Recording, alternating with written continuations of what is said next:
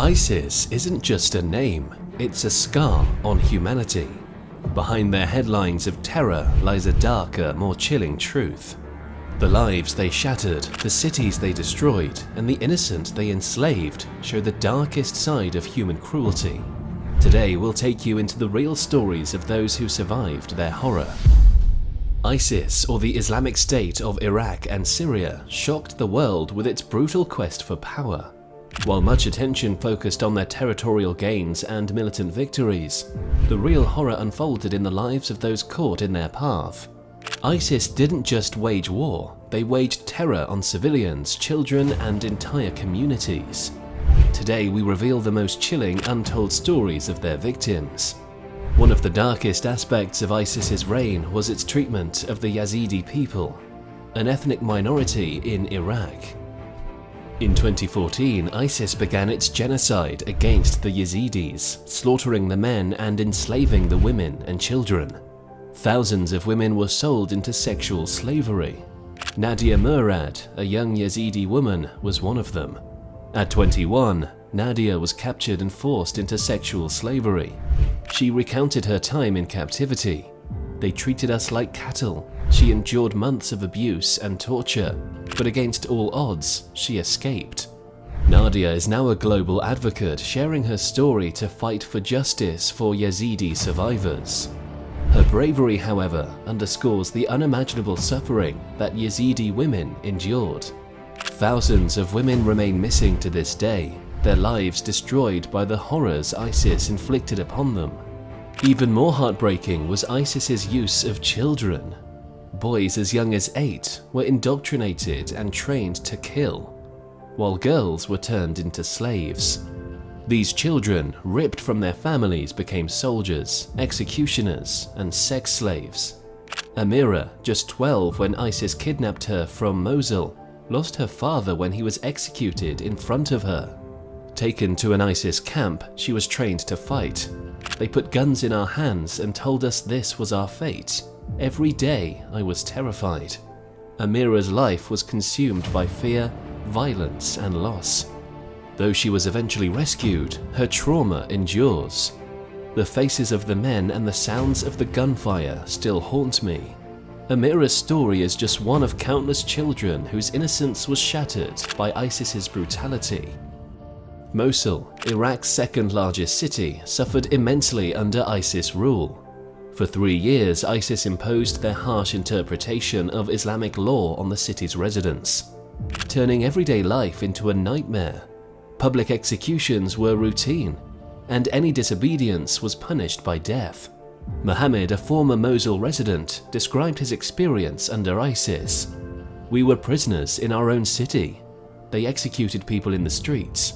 My brother was killed, accused of being a spy. I had to watch him die, and there was nothing I could do." Mohammed's haunting testimony echoes the stories of many who lived in constant fear during those dark years. When Mosul was finally liberated in 2017, it was left in ruins, and the emotional scars of the city's people were just as deep. For survivors like Mohammed, the horrors of ISIS's occupation will never fade.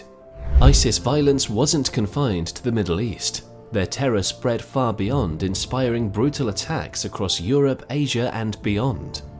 From bombings to mass shootings, their global reach shattered lives worldwide. One of the most infamous examples is the Paris attacks of 2015.